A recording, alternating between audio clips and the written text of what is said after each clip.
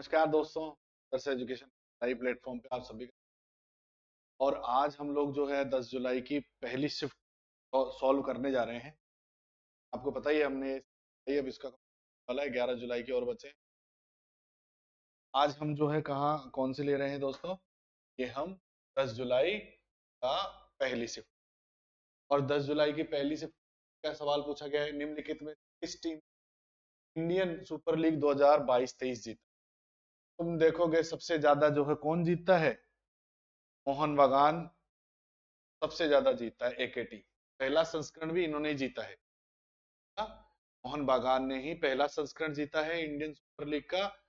और अभी 2023 22-23 का इन्होंने जीता है। और 23-24 का जो है वो मुंबई एफसी ने, मुंबई फुटबॉल क्लब। क्लियर है? तो आप चाहो तो इसको लिख सकते हो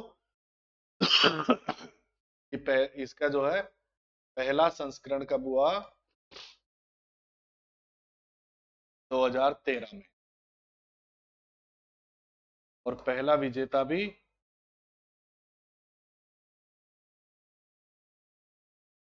एकेटी मोहन बागान, शॉर्ट में लिख दिया मैंने, एकेटी मोहन बागान। ठीक है, तो पहला संस्करण हुआ था इसका 2013 में तो शुरू हुआ, और 2014 में क्या हो गया था, पहला संस्करण। तो 2014 लिखेंगे, स्थापित तो 2013 में किया गया। और अभी 2023-24 का, 2023-24 वाला है मुंबई एफसी, मुंबई फुटबॉल। ठीक है, तो पहला क्वेश्चन हो गया कंप्लीट। दूसरा क्वेश्चन है, अकबर के बारे में निम्नलिखित में कौन सा कथन मनसबदारी प्रणाली की शुरुआत की। उसने बीजापुर राज्य को पराजित कर अपने साम्राज्य में मिलाया, नहीं, ये गलत कथन, ये औरंगजेब के द्वारा किया।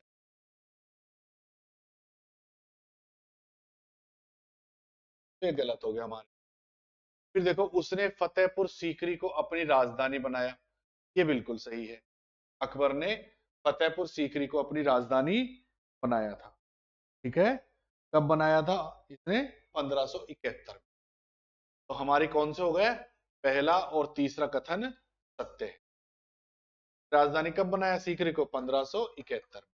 तो दो है। अब देखो इसमें एक और दो कहां दिख रहे हैं अपने को, एक और दो है अपना चौथा ऑप्शन। ठीक है, और एक और तीन, सॉरी सॉरी, एक और दो नहीं, एक और तीन, दूसरा तो गलत हो गया ना इसका। एक और तीन कौन सा है, अपना बी ऑप्शन, ये इसका आंसर। आई होप आपको समझ में आया होगा ये। अगला देखो, 5 चमकीले तारों के समूह द्वारा आसानी से पहचाने जाने वाला उत्तरी आकाश का एक तारामंडल अनियमित आकार के रूप में दिखाई देता है, उसे क्या कहा जाता है। इसे क्या कहा जाता है दोस्तों, कैसियोपिया। तो 5 चमकीले तारों का समूह है, आसानी से पहचाना जाता है उत्तरी आकाश में, इसको कैसियोपिया कहते हैं। 2 मार्च 2023 को सर्वोच्च न्यायालय के द्वारा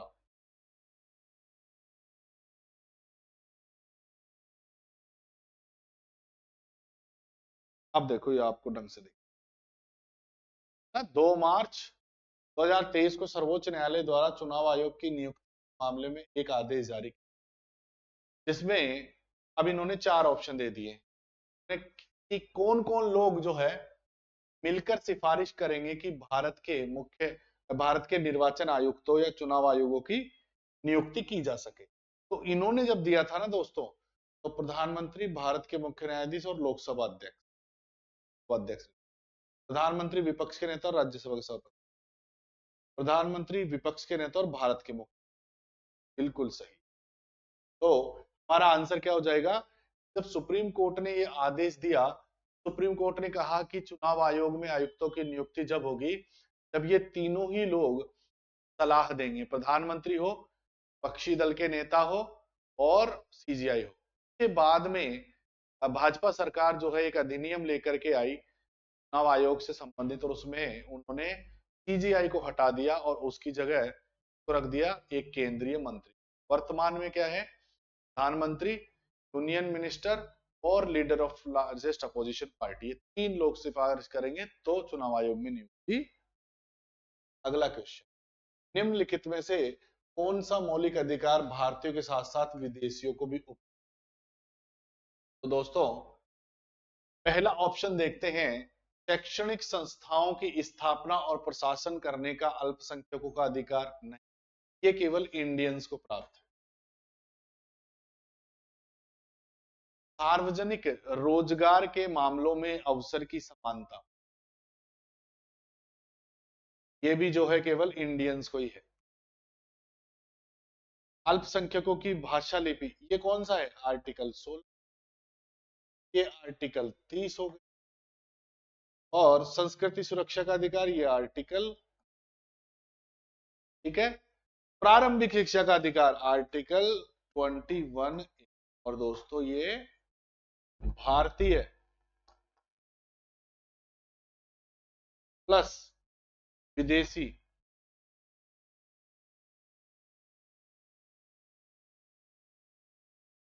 दोनों को प्राप्त है।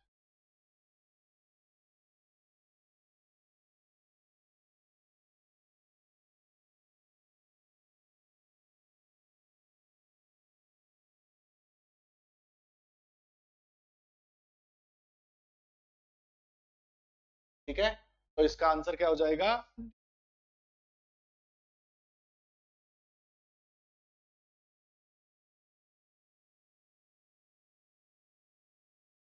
अगला लिखो, भारत में राष्ट्रीय मानवाधिकार आयोग की स्थापना किस वर्ष हुई। 1993 एक कानून लाया गया और इस कानून में ये था भारतीय नहीं, राष्ट्रीय मानवाधिकार आयोग अधिनियम 1993, ये अधिनियम लाया गया और मानवाधिकार आयोग की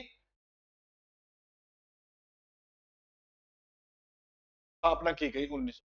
क्या काम है राष्ट्रीय मानवाधिकार आयोग के, ये लोगों के मानव अधिकारों के लिए काम कर, जेलों की सुरक्षा व्यवस्थाएं, वो जेलों की व्यवस्थाओं को देखते हैं कि कैदियों की बर्बरता नहीं हो रही, किसी व्यक्ति के साथ मानव के रूप में बर्बरता होती तो उस पर ये संज्ञान लेते हैं ना। रिटायर्ड जज, सुप्रीम कोर्ट के रिटायर्ड जज या मुख्य न्यायाधीश क्या हो सकते हैं, ये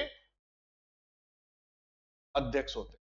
अगला देखो, निम्नलिखित पर विचार कीजिए, उपरोक्त कारणों में से कौन सा भारत में प्रवास के अपकर्ष कारक माने जाते हैं। मतलब कह रहा है, which of the following reasons be considered as India's pull factor for migration, मतलब इंडिया में जो है प्रवास के लिए कौन से कारक जो है जिम्मेदार है, तो एक एक करके पढ़ते हैं। मजदूरों की मांग, ऑब्वियसली कहीं मजदूरों की मांग होगी तो वो अपने आप, किसी को मजदूरी मिल रही है तो वो जाएगा वहां पर, ठीक है। दूसरा देखते हैं, नेचुरल डिजास्टर, ये गलत है, नेचुरल डिजास्टर से क्या लेना देना इनका। मानव और नागरिक अधिकारों का संरक्षण, उच्च खपत और जीवन स्तर।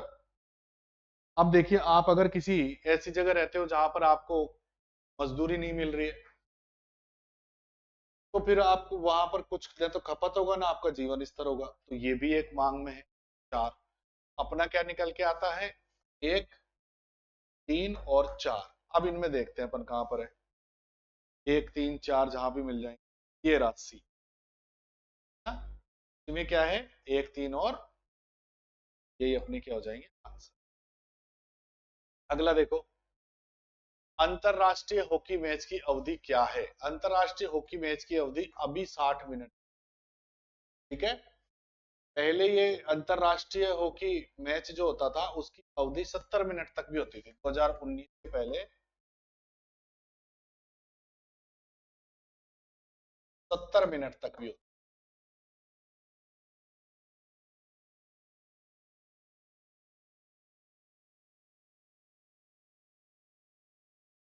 फिर देखो अगला, निम्नलिखित में कौन सा कथन भारत के संगीत के बारे में गलत है। ताल समय इकाइयों की एक चक्रीय व्यवस्था है, ताल समय इकाइयों की एक चक्रीय व्यवस्था है, ये बात तो बिल्कुल सही है ही चक्रीय व्यवस्था। दूसरा ऑप्शन देखते हैं।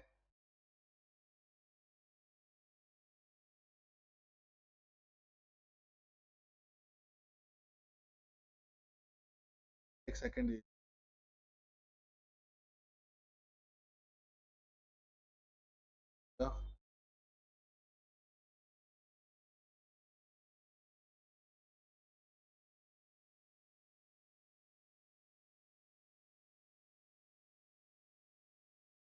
हाँ, अपन क्या पढ़ रहे थे कि ताल समय इकाइयों की एक चक्रीय व्यवस्था है, बिल्कुल सही कथन है। तो क्या पूछा गया है, गलत कथन क्या है? फिर कह रहा श्रुति एक ग्राम या स्केल के भीतर विभिन्न लगातार पिचों की माप या छोटे अंतर की एक इकाई है। The shruti is a unit of measure of small difference the various consecutive grama और स्केल, सही है। माना जाता है कि राग की शुरुआत आदिवासी लोग धुन के रूप में हुई थी। Raga is believe to be have started as a tribal folk tune, बिल्कुल सही है। फिर ये कह रहा है कि संगीत वाद्य यंत्र कमाइचा का उपयोग प्रमुख रूप से मणिपुर के मांगणियार समुदाय द्वारा उनकी गीतों एवं लोकप्रिय संगत के रूप में किया। देखो, अगर अपने को गलत पता है तो फिर कोई दिक्कत ही नहीं है, सही तो अपने आप ही हो जाएगा। तो मांगणियार जाति है ना, राजस्थान में है, पश्चिमी राजस्थान।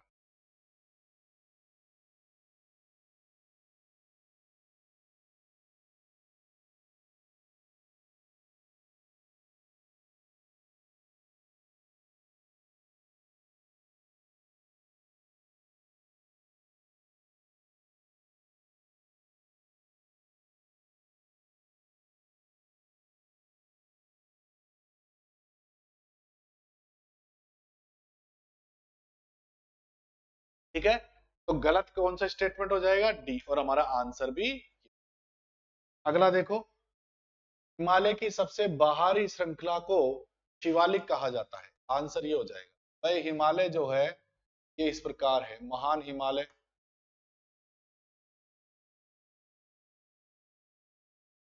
है ना, यहाँ तिब्बतन आ जाएगा, यहाँ तिब्बतन आ जाएगा अगर आप देखते हो तो।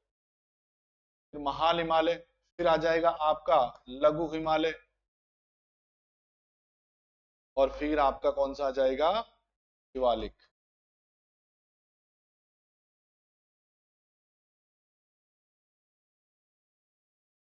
ठीक है दोस्तों, तो ये आपके क्या हो जाएगा, बाहरी, सबसे बाहरी श्रृंखला शिवालिक हिमालय। अगला देखो, NIMZ के कामकाज की देखरेख के लिए एक विशेष प्रयोजन वाहन का गठन। आप दोस्तों इसको थोड़ा सा पढ़ो, चारों ऑप्शंस इसके, पानी पी ले, प्यास लग रही है यार बड़ी जोर।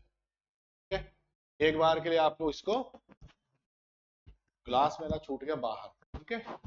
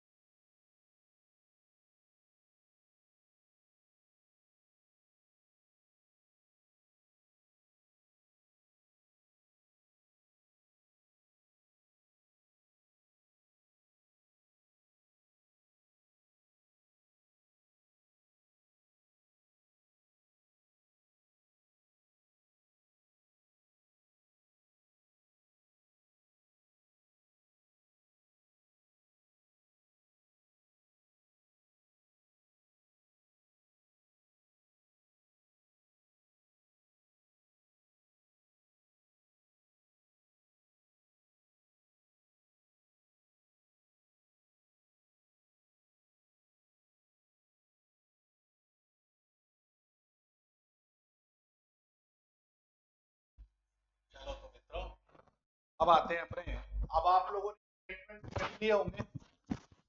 ठीक है, और स्टेटमेंट में क्या दिया गया है कि NIMZ के कामकाज की देखरेख के लिए एक विशेष प्रयोजन वाहन का गठन किया जाएगा, है ना, वापस पढ़ लो आप लोग।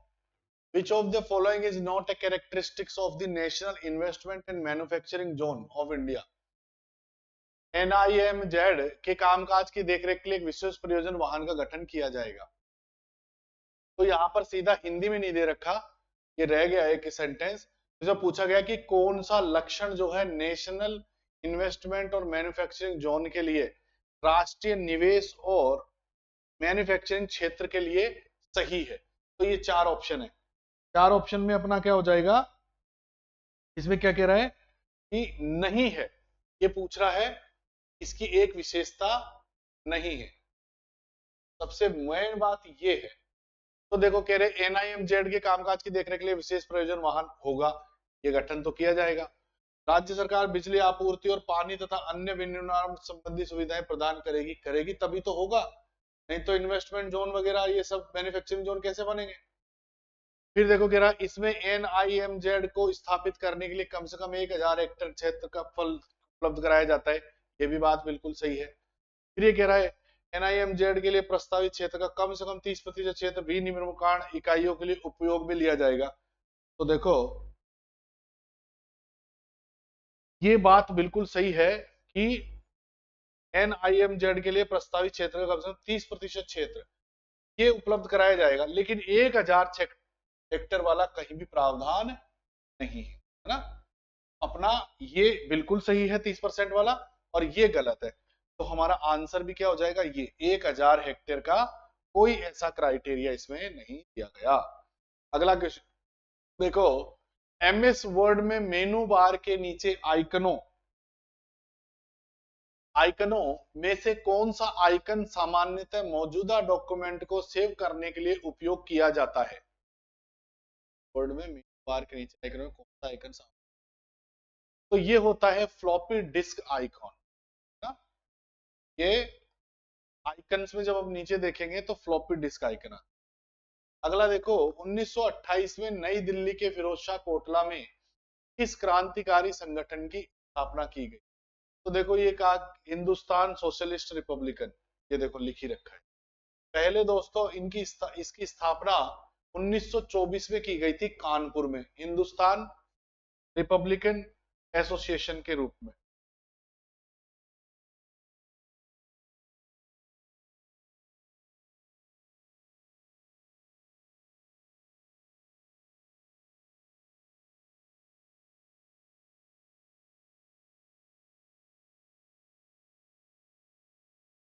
ठीक है 1924 में कानपुर में, बाद में इसका नाम बदल करके ये रखा गया दिल्ली के फिरोज शाह केटला मैदान।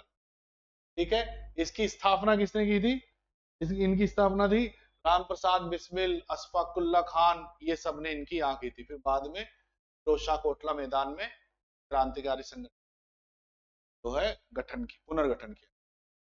निम्नलिखित में कौन से सार्वजनिक वस्तुओं के, सार्वजनिक क्षेत्र मतलब सरकारी क्षेत्र है ना, सार्वजनिक क्षेत्र मतलब सरकारी क्षेत्र, तो घर अपना ये सरकारी क्षेत्र में कहाँ आएगा, है ना, ये निजी होता है घर का मामला।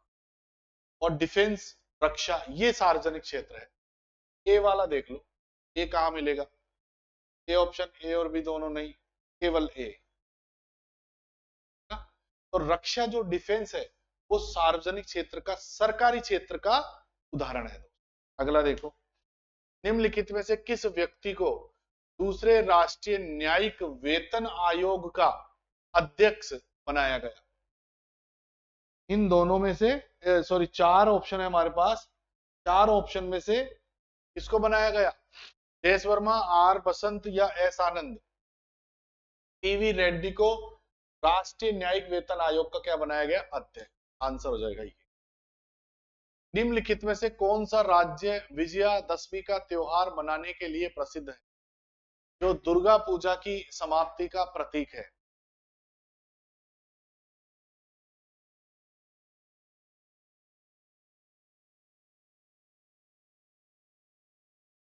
ये पश्चिम बंगाल में मनाया जाता है दोस्तों, है ना। तो अपना क्या हो जाएगा, विजयादशमी का त्योहार मनाने के लिए प्रसिद्ध, तो दुर्गा पूजा की समाप्ति का प्रतीक।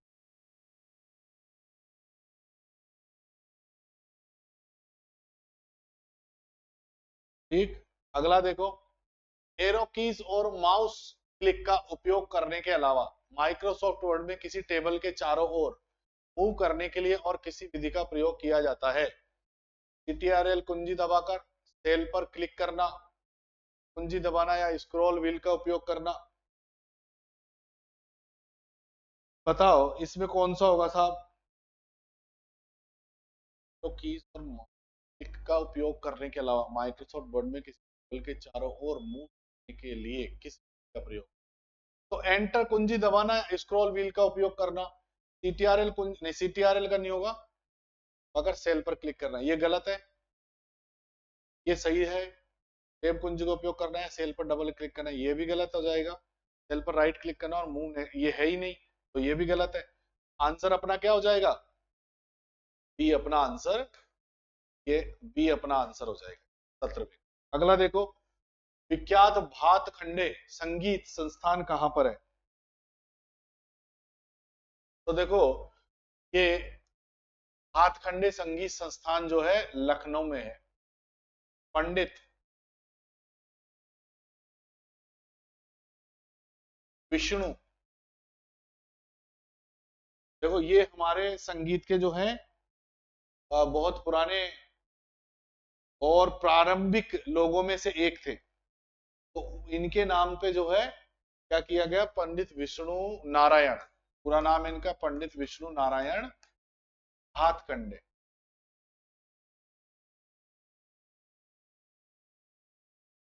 पंडित विष्णु नारायण भातखंडे, इसके द्वारा, इनके द्वारा जो है, इनके नाम पर इसको स्थापना की गई। कब की गई थी स्थापना? 1926। तो इसका संस्थान का नाम ही क्या रख दिया? भातखंडे संगीत संस्थान।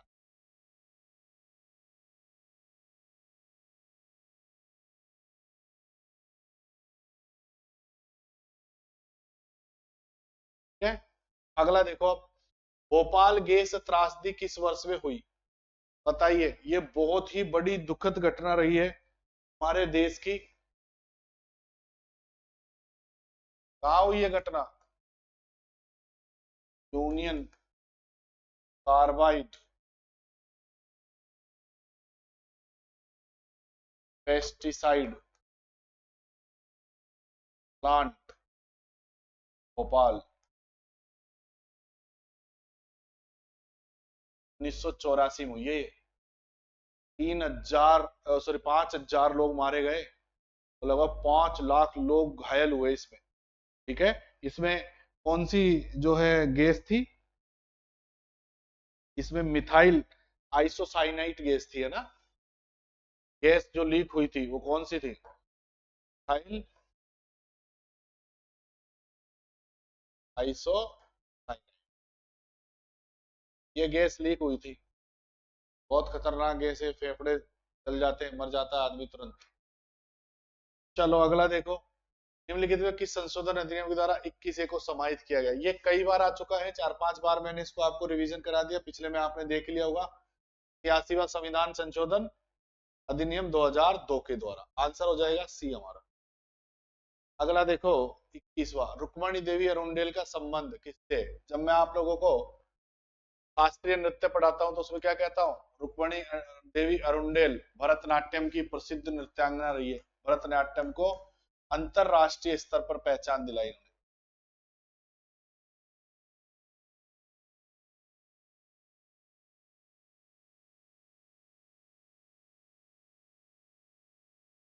ठीक है, और रुक्मणी देवी अरुंडेल जो है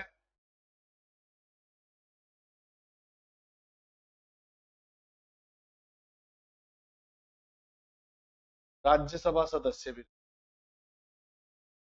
कला के आधार पर इनको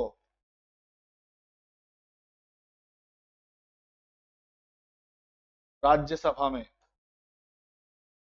सदस्य बनाया गया। अगला देखो, निम्नलिखित में से किस राज्य में सांची स्तूप यूनेस्को विश्व धरोहर स्थल स्थित है? तो सांची स्तूप जगत प्रसिद्ध है, कहां पर है? मध्य प्रदेश में। हमारे भारत की वन ऑफ द ओल्डेस्ट, सबसे प्राचीन पत्थर संरचनाओं में ये है।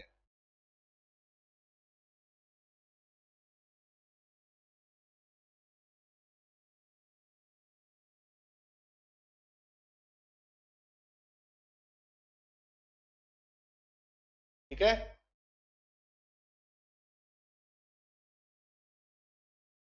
चलो अगला देखो,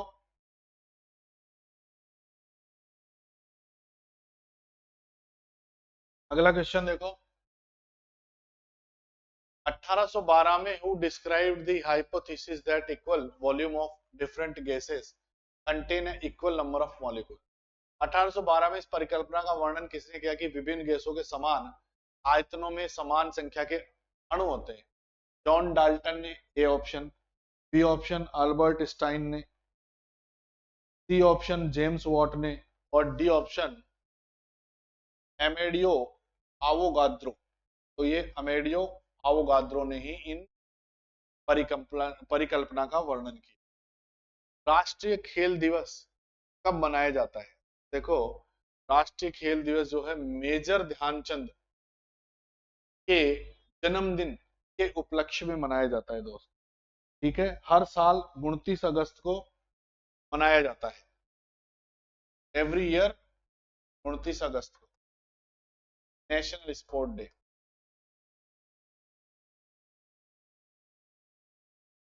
मेजर ध्यानचंद की याद में 1000 से ज्यादा गोल किए दोस्तों।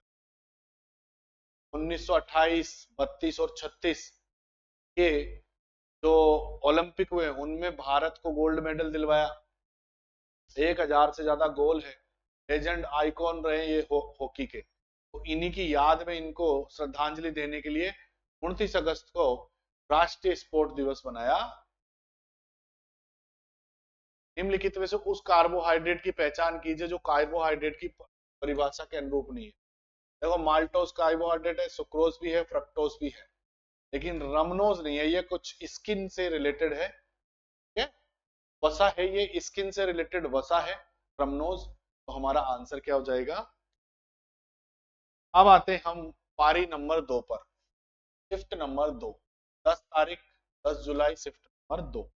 शिफ्ट नंबर 2 में लिखिए, देखिए पहला, डिजिटल हस्ताक्षर सत्यापन में सार्वजनिक कुंजी क्या काम करती है? सार्वजनिक कुंजी का क्या काम होता है इसमें?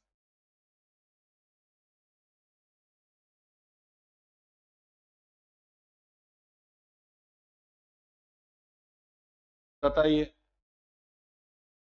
ए, डिजिटल हस्ताक्षर को इनक्रिप्ट। सार्वजनिक कुंजी जावा के इनक्रिप्ट तो होगा ही नहीं।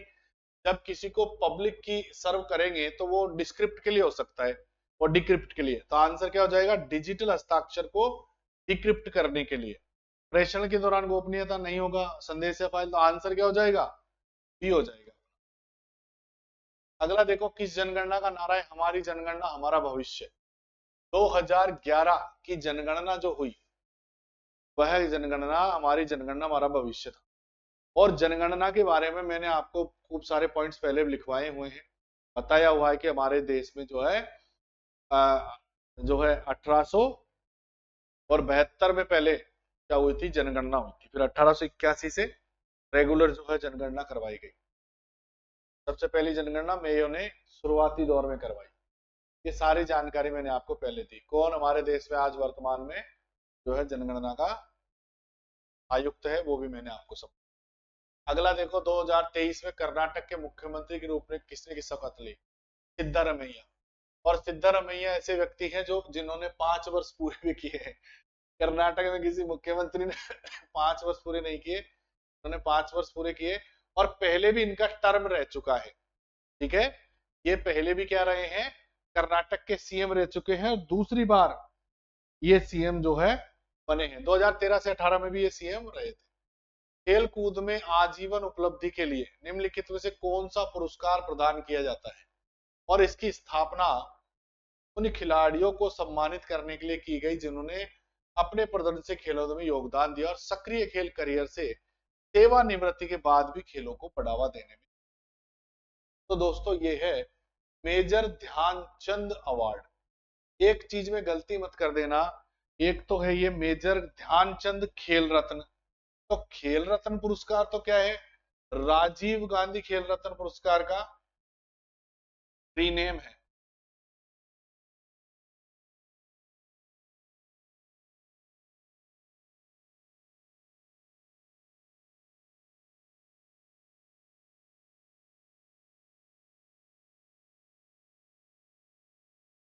राजीव गांधी खेल रत्न पुरस्कार, इसका नाम बदलकर क्या कर दिया, मेजर ध्यानचंद खेल रत्न। तो ये क्या है, ये वाला पुरस्कार 1991 में स्टार्ट हुआ था और विश्वनाथन आनंद को पहला पुरस्कार मिला। मेजर ध्यानचंद खेल रत्न पुरस्कार जो अभी है 2022 में, इसका नाम क्या था, राजीव गांधी खेल रत्न पुरस्कार, और भारत का सर्वोच्च खेल पुरस्कार है। लेकिन हमसे जो प्रश्न में पूछा गया है वो जीवन उपलब्धि के लिए कौन सा पुरस्कार, ये जीवन उपलब्धि के लिए नहीं है। राजीव गांधी खेल रत्न पुरस्कार उसको दिया जाता है उस खिलाड़ी को जो पिछले 4 वर्षों से जबरदस्त परफॉर्मेंस में है और अच्छा खेल रहा है। जबकि ध्यानचंद पुरस्कार, ये ध्यानचंद जो अवार्ड है ये किसके लिए दिया जाता है, खेल कूद में आजीवन उपलब्धि के लिए। सन 2002 में पहली बार दिया गया। अपना आंसर क्या होगा, अपना आंसर ये नहीं होगा मेजर ध्यानचंद खेल रत्न, अपना आंसर क्या होगा, ध्यानचंद अवार्ड। ठीक है, Arjun award second highest award है हमारे देश का, स्पोर्ट अवार्ड है, ये भी 4 साल से कोई अच्छा परफॉर्मेंस दे रहा है उसको मिलता है। द्रोणाचार्य पुरस्कार गुरुओं को दिया जाता है, ये आपको पता ही है। चारों अवार्ड को हमने डिक्रिप्ट कर। अगला देखो, तो ये आंसर क्या हो जाएगा अपना, सी हो जाएगा, ध्यानचंद। निम्नलिखित में कौन सी भारत की नागरिकता प्राप्त करने का एक शर्त नहीं, तो मैंने आपको पहले भी बताया था, लिखा भी है मैंने बोर्ड पे, आप पिछले अगर उसमें देखोगे वीडियो में, तो हम 5 तरीके से भारत की नागरिकता प्राप्त कर सकते। उन 5 तरीकों में से एक तरीका कौन सा नहीं है, संपत्ति धारण कर। आप पिछला वीडियो देखना, जिसमें मैंने पूरा डिटेल में लिखाया है कि ये वंशज, मूल निवास, पंजीकरण, है ना, जन्म के आधार पर, क्षेत्र अधिग्रहण के आधार पर नागरिकता प्राप्त की जा सकती है, लेकिन हमारा आंसर ही हो जाए। अगला देखिए, निम्नलिखित में कौन सी पेशी भोजन के अमाशय से छोटी आंत में निर्गम को नियंत्रित करती है, which of the following muscles regulate the exit of food from stomach into small, तो ये कौन सी हो जाएगी, स्फीनेक्टर या संवर्णी, ये जो पेशी है ये अमाशय से छोटी आंत में निर्गम को नियंत्रित कर। अगला देखो, तमु लोचर सिक्किम के पारंपरिक त्योहारों में एक है, उनके नए साल की शुरुआत में चिन्हित करने के लिए मनाया जाता है, जो कि हिंदू कैलेंडर विक्रम संवत के अनुसार पोष माह के 15वें दिन और अंग्रेजी कैलेंडर के अनुसार 30 दिसंबर को पड़ता है। बताओ ये कौन सा समुदाय है सिक्किम का जो इसको मनाता है, तो दोस्तों ये क्या है, गुरुंग समुदाय। भूटिया भी है, लेकिन ये जो तमु लोचर सिक्किम के गुरुंग समुदाय के पारंपरिक त्योहारों में से एक, आंसर क्या हो जाएगा हमारा, ए, गुरुंग समुदाय। ठीक है, अगला सॉरी, अगला देखो, निम्नलिखित में से कौन सी अफगानिस्तान की आधिकारिक भाषा है, उज्बेक नहीं है, तुर्कमेन नहीं है, दिवे नहीं है, तो दारी। ठीक है, दारी प्लस पश्तो, पश्तो भी जो है दोनों ही अफगानिस्तान की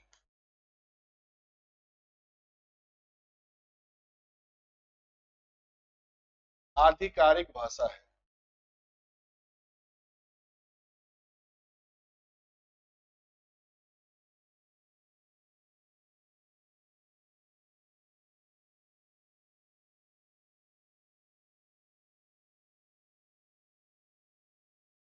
अगला देखो,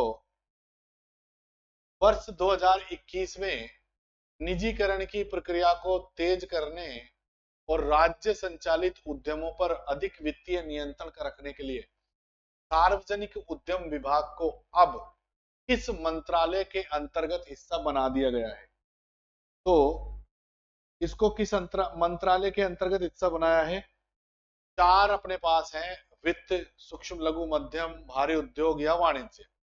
तो निजीकरण प्रक्रिया तेज करने के राज्य संचालित उद्यमों पर अधिक वित्तीय नियंत्रण का जब मामला आएगा तो कहां जाएगा, वित्त में, फाइनेंस में, आंसर ए हो जाएगा। कौन सा ग्रह हमारे सौर मंडल का दूसरा सबसे बड़ा ग्रह है, जिसके चारों ओर सबसे बड़े और चमकीले वलय भी है। ठीक है, तो कौन सा हो जाएगा? शनि। शनिदेव, शनिदेव एपिसोड आता है ना, शनिदेव शनिदेव शनिदेव, 3 बार साउंड सेम ऐसा ही इधर कुछ लगा। सबसे बड़ा बृहस्पति है ही सही, और फिर दूसरा शनि है। अगला देखो, 2023 तक की जानकारी के अनुसार भारत में कितनी बार आईसीसी T20 क्रिकेट विश्व कप की मेजबानी भारत ने की है? अरे भैया, एक ही बार में की है भारत ने, 2016 में 7 शहरों में एक बार की है, सन 2016। भारत के 7 शहरों में T20 पुरुष क्रिकेट विश्व कप,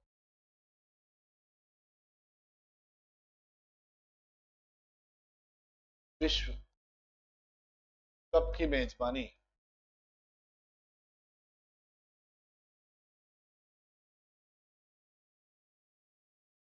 भारत ने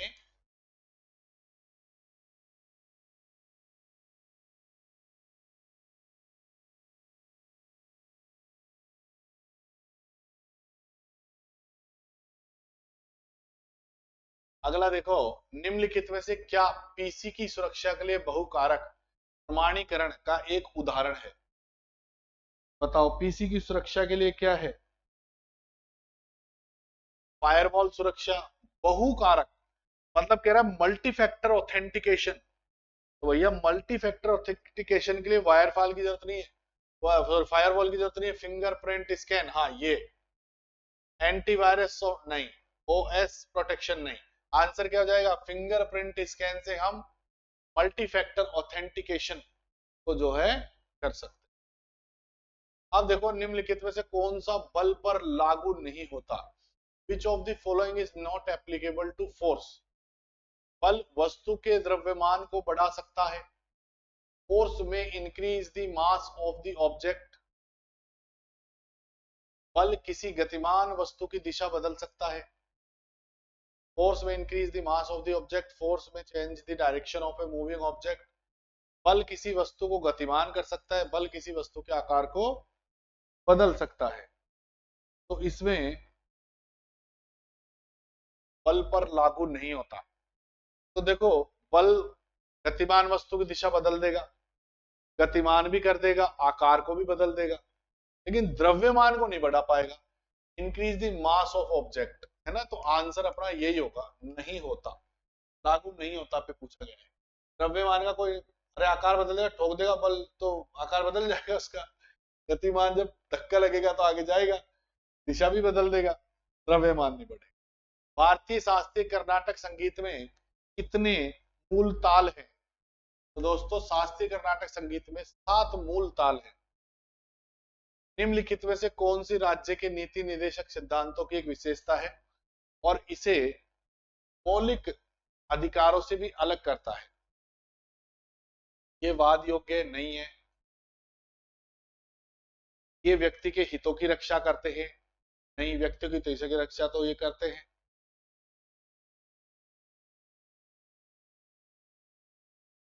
व्यक्ति, ये समुदाय की सुरक्षा करते हैं, ये वाद्य, ये बिल्कुल सही है। और ये निषेधात्मक प्रकृति के नहीं, निषेधात्मक प्रकृति के या prohibitive in nature fundamental rights है। तो आंसर क्या हो जाएगा कि नीति निदेशक तत्वों को कोर्ट में जाकर के मौलिक अधिकारों की तरह हम लागू नहीं करा,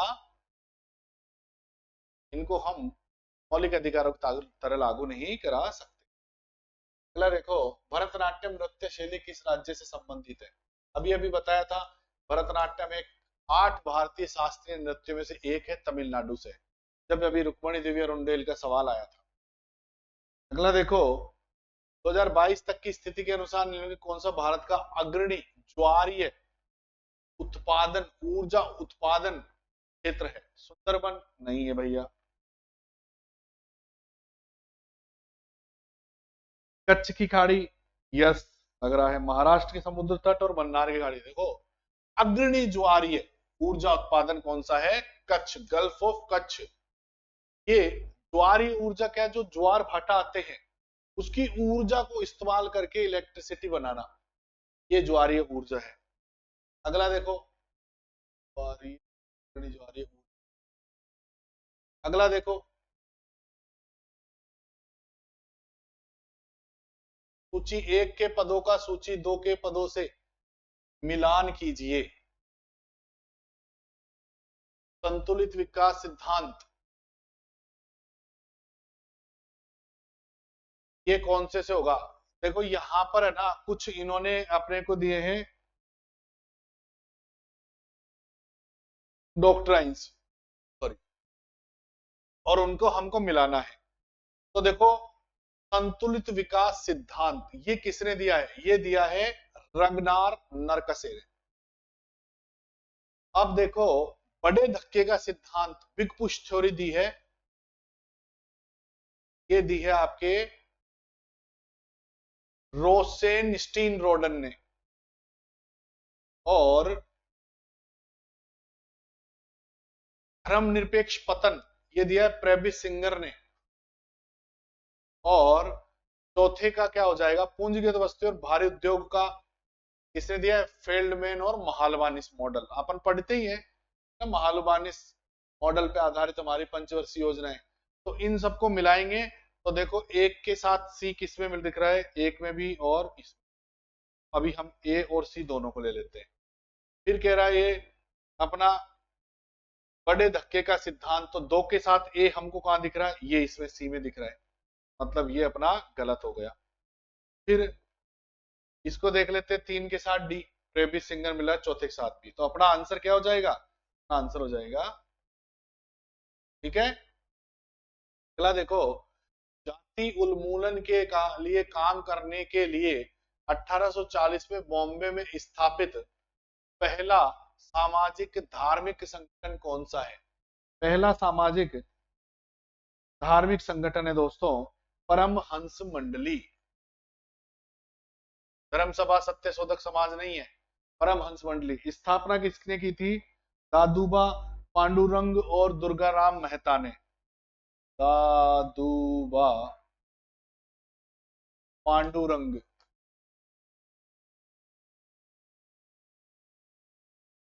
व दुर्गा मेहता।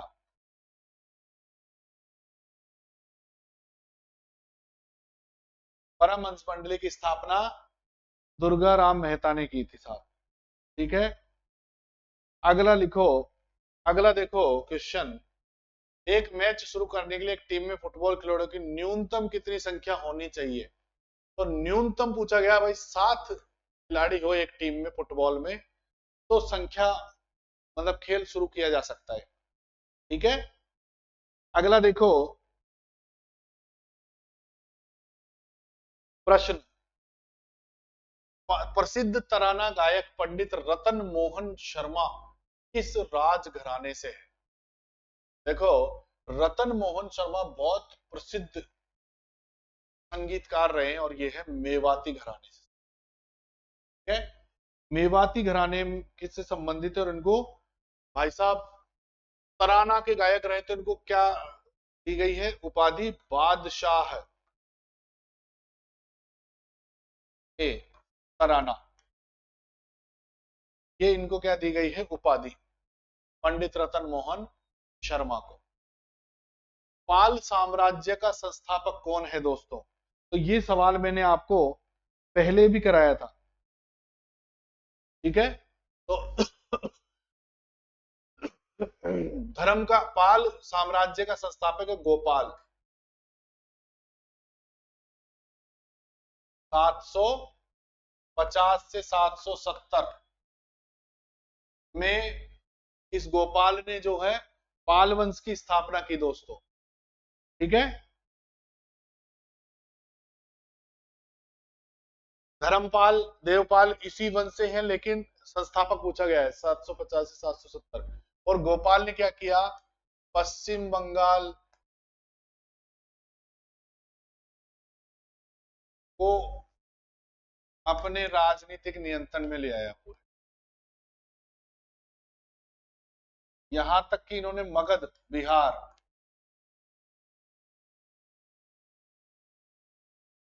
तक भी नियंत्रण कर लिया।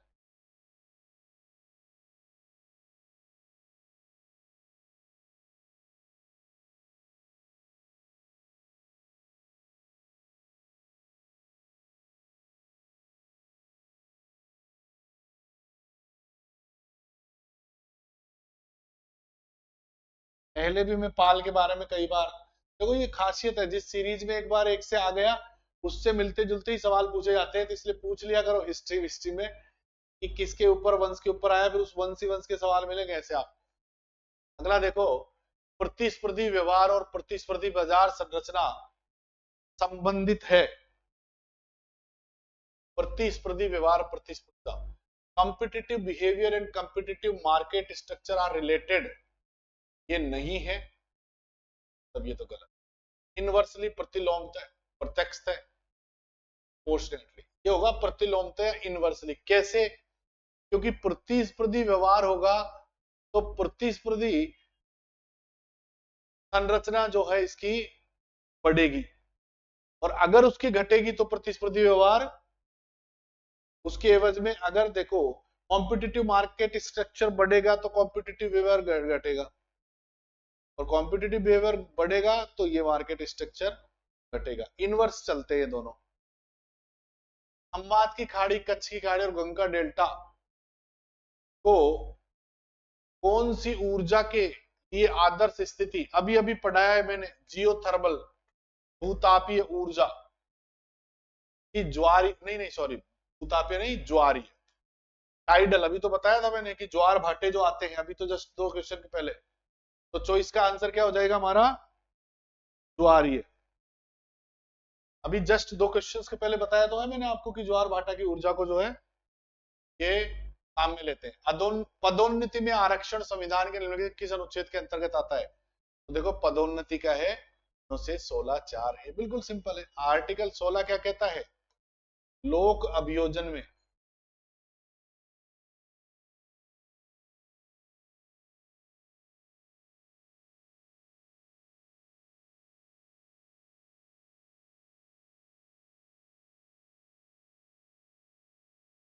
जो है विभेद नहीं होगा, और इसके लिए वो आपको बताया था धर्म, जाति, प्रजाति, लिंग, जन्म स्थान। फिर इसी में 14 में 16 में 4A में क्या दिया गया? पदोन्नति के बारे में, पदोन्नति में भी आरक्षण।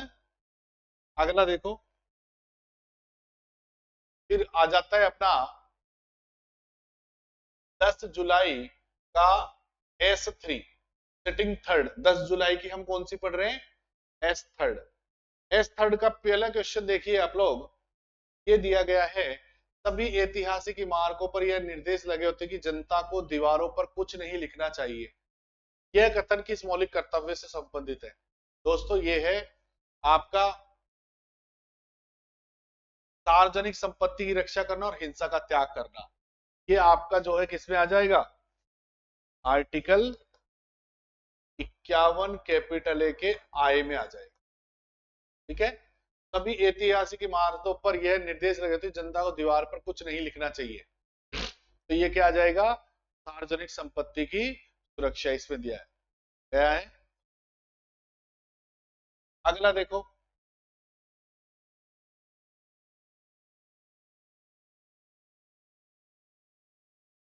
फेनाइलिन हाइड्रॉक्सीलेज द्वारा उत्प्रेरित अभिक्रिया में फेनाइल एलिनिन के हाइड्रोक्सीकरण द्वारा कौन सा गैस का आवश्यक एमिनो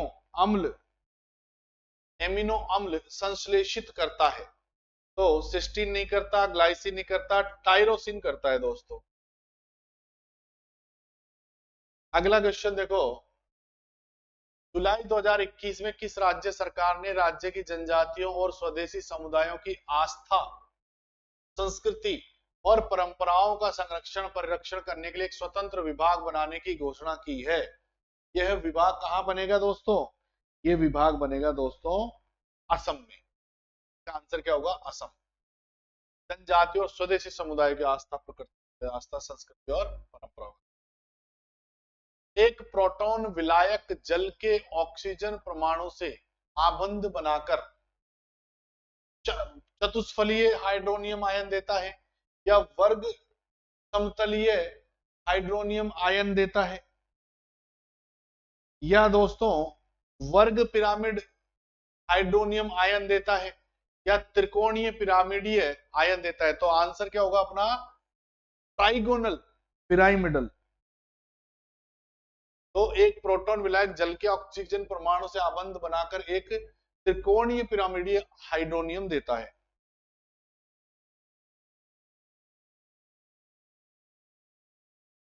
अब ये कह रहा है कि देखो, oblong orbit overlaps the orbit of Neptune. Yama, ये जो है नेपच्यून, जो हमारा वरुण जो है, वरुण की कक्षा को अतिव्यापित कौन करता है? अतिव्यापित मतलब ओवरलैप। तो प्लूटो, प्लूटो जो है ये वरुण की कक्षा को अतिव्यापित करता है। लाइफी और चिन्फी किस राज्य की सांस्कृतिक वेशभूषा है? दोस्तों लाइफी ये एक जो है वो क्या बोलते हैं, महिलाएं जो पेडेंट पहनती है गले में, उस प्रकार का होता है। और चिन्फी जो होता है, चिन्फी दोस्तों एक हार या चेन में लाइफाई पेंडेंट होता है, ठीक है। और फिर लाइफी एक जो है सफेद वस्त्र होता है, और चिन्फाई एक ब्लाउज होता है। तो ये जो कपड़े होते हैं ना, एक ब्लाउज जिसे मतलब जटिल कढ़ाई होती है उसके अंदर बहुत सारी, तो ये मिलकर के जो है आपके मणिपुर की चिन्फी और लाइफी और चिन्फी सांस्कृतिक वेशभूषा को बनाते हैं। अगला देखो, एमएस वर्ड में कौन सा ऑप्शन आपको चयनित टेक्स्ट या ऑब्जेक्ट को उसके मूल स्थान से हटाने के साथ साथ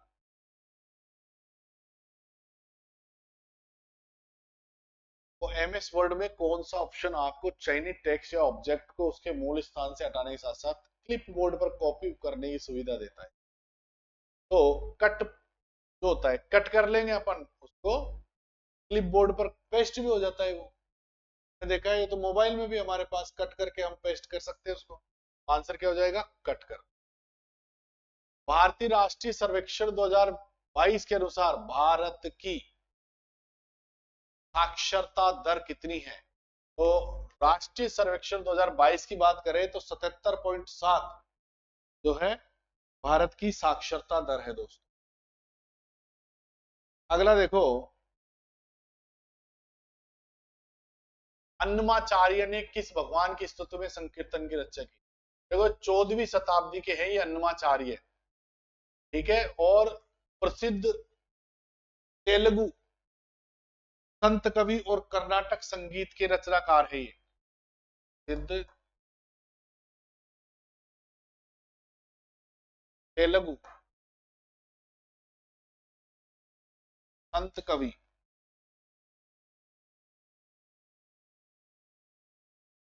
वह कर्नाटक संगीत के रचयिता, वह कर्नाटक संगीत के रचयिता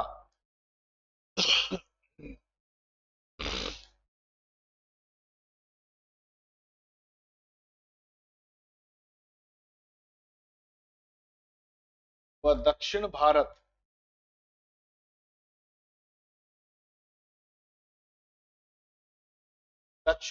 में संकीर्तन पहले संगीतज्ञ जिन्होंने दक्षिण भारत में संकीर्तन व संकीर्तन की रचना की।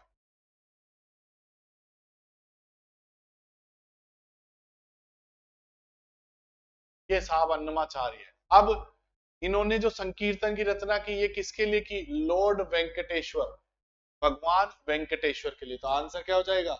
आंसर हो जाएगा बी। अगला देखो, संविधान की प्रस्तावना के अनुसार निम्नलिखित में से कौन सा शब्द क्रम सही है? A sovereign socialist secular democratic republic, संप्रभु समाजवादी धर्मनिरपेक्ष लोकतांत्रिक, धर्मनिरपेक्ष लोकतांत्रिक धर्मनिरपेक्ष समाज। गलत ऑर्डर है। ऑर्डर पूछ रहा है कि किस ऑर्डर में ये लिखा हुआ है? संप्रभु धर्मनिरपेक्ष समाजवादी लोकतांत्रिक गणराज्य। तो संप्रभु तो है पर फिर समाजवादी शब्द गायब है, तो ये भी गलत हो जाएगा। हाँ, ये 1950 के पहले की बात पूछता तो ये सी सही होता। समाजवादी धर्मनिरपेक्ष लोकतांत्रिक गणराज्य, ये भी गलत है क्योंकि शुरू में है, ये भी गलत है। तो अपना क्या हो जाएगा, पहला ही सही ऑर्डर है, सॉवरेन, सोशलिस्ट, सेक्युलर, डेमोक्रेटिक और रिपब्लिक। अगला क्वेश्चन देखो, अनुपातिक करों का क्या प्रभाव पड़ता है? What is the impact of proportional taxes? प्रेरित व्यय गुणक को बढ़ाता है? नहीं। स्वायत्त व्यय गुणक को बढ़ाता है ये। reduces the autonomous expenditure multiplier, increase the induced expenditure multiplier, गलत है। स्वायत्त व्यय गुणक को तो इसमें क्या हो जाएगा, बी हो जाएगा।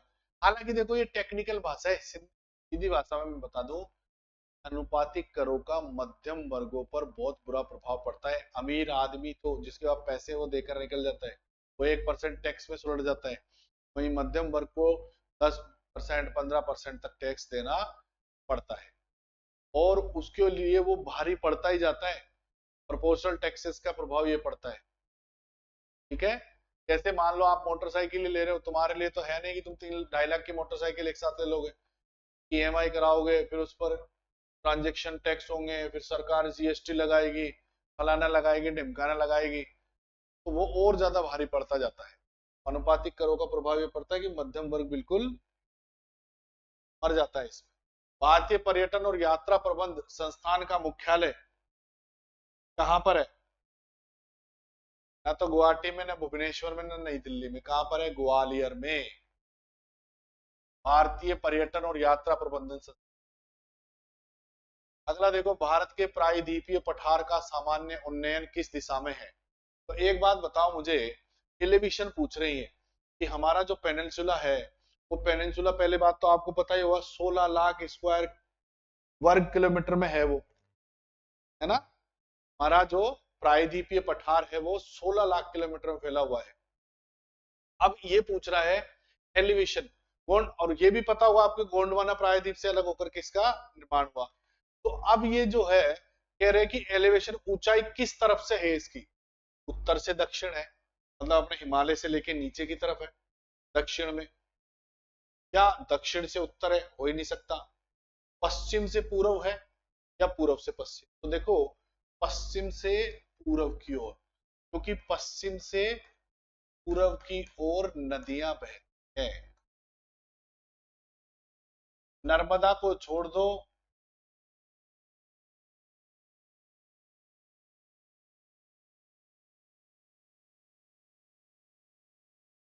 वो भी एक ड्रिफ्ट में बहती है नर्मदा, इसलिए उल्टी बहती है वो, इसलिए पूरब से पश्चिम आती है कि जो ड्रिफ्ट बना, झटका जो लगा, जमीन थोड़ी अलग हुई तो बीच गड्ढे में बहती है वो, ड्रिफ्ट में।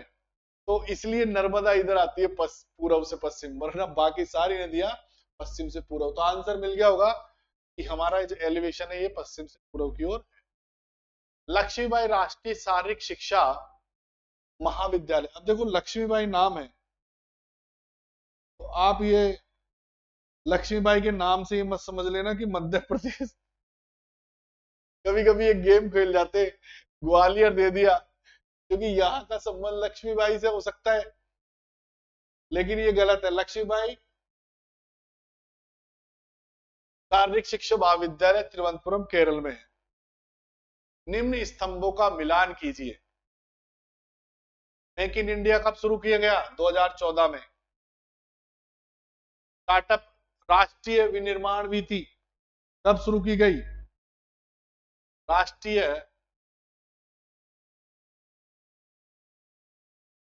Startup India.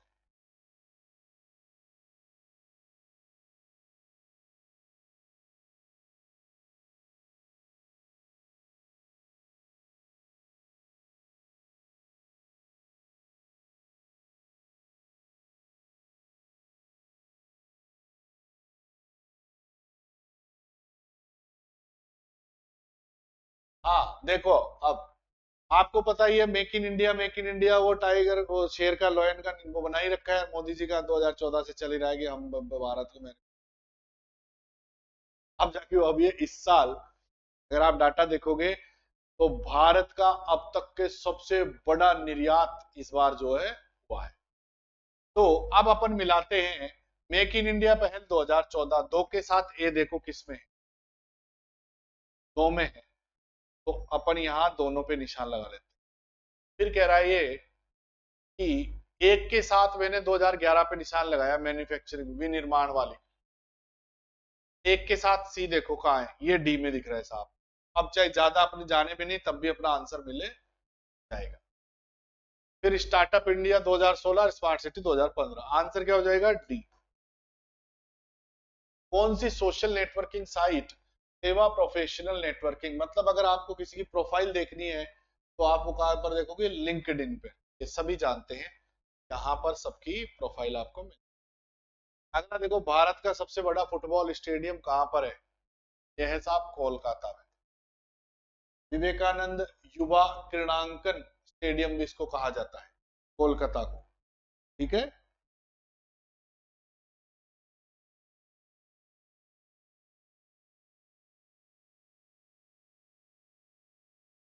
चाहे तो आप इसका पूरा नाम भी लिख सकते हो, विवेकानंद युवा भारती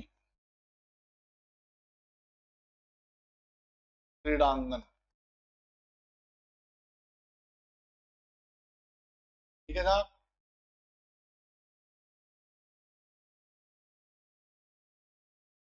साल्ट लेक स्टेडियम भी बोलते हैं इसको, आंसर क्या हो जाएगा, कोलकाता। अगला देखो, 1,22,000 लोग बैठ सकते हैं इसमें, इतना बड़ा है ये। अगला देखो, निम्नलिखित से किसने तुगलक वंश के शासन काल में भारत पर आक्रमण किया। भैया आज कितनी तारीख, 28 सितंबर, 2 दिन बाद 30 सितंबर 1398 को तैमूर लंग ने भारत में नासिरुद्दीन मोहम्मद तुगलक के समय पर आक्रमण किया। ठीक है, तो ये आप लोग लिखना चाहोगे इस तथ्य को, लिख लो, 30 सितंबर इस 1398।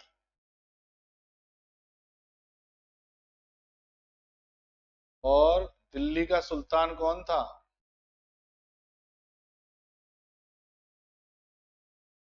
दिल्ली का सुल्तान था नासिरुद्दीन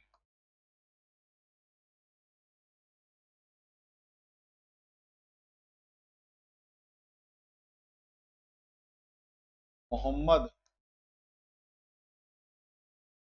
तुगलक। हाँ, नासिरुद्दीन मोहम्मद तुगलक, ये इस समय दिल्ली का जो है सुल्तान था दोस्तों। अगला देखो क्वेश्चन, निम्नलिखित में कौन सा भारतीय फिल्म उद्योग में कोरियोग्राफर है, प्रभु देवा जी। अरिजीत सिंह गायक है, प्रीतम गायक है, अन्नू मलिक ये भी संगीतकार और गायक है।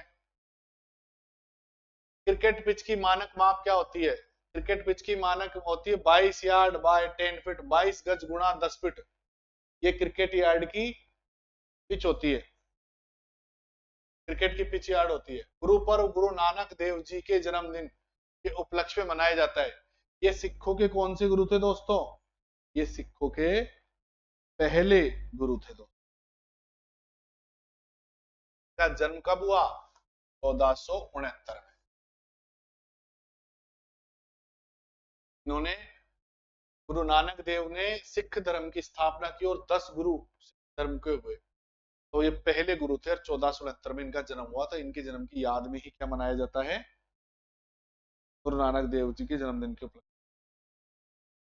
अगला देखो क्वेश्चन, अप्रैल 2022 में भारत के मुख्य न्यायाधीश एन वी रमन्ना ने एक स्वतंत्र छत्र संस्थान के निर्माण की सिफारिश की ताकि विभिन्न एजेंसियों को एक ही स्थान अथवा पटल पर लाया जा सके। उन्होंने निम्नलिखित में से किन एजेंसियों को इस छत्र के तहत लाने का सुझाव दिया, मतलब इन्होंने कहा कि एक ही जो है इंस्टीट्यूशन, अम्ब्रेला इंस्टीट्यूशन बनाओ, तो ये क्या कहा, ईडी, सीबीआई और एसएफआई को, ये तीनों चारों को एक जगह लेके आओ, ये इनका ऑर्डर था। अगला देखो, संविधान सभा द्वारा निम्नलिखित में किस वर्ष राष्ट्रगान को हिंदी संस्करण में अपनाया गया, तो साहब ये था अपना 24 जनवरी 1950 दास को।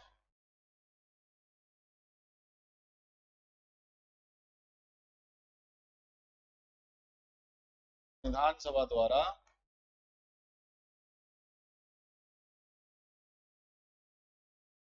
हिंदी संस्करण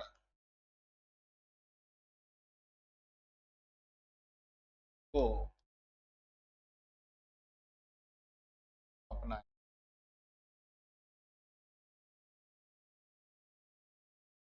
1930 में शुरू हुई किस महत्वपूर्ण घटना ने भारतीयों को स्वतंत्रता के लिए अहिंसक आंदोलन में शामिल होने के लिए प्रेरित? तो देखो 1930 में तो क्या है, ये नमक सत्याग्रह, दांडी यात्रा 12 मार्च 1930, इसको सविनय अवज्ञा आंदोलन भी बोला गया है भाई। विनती पूर्वक हम अवज्ञा करेंगे तुम्हारी, ब्रिटिश नमक कर के विरोध में इसको, ठीक है। 16 दिन की है।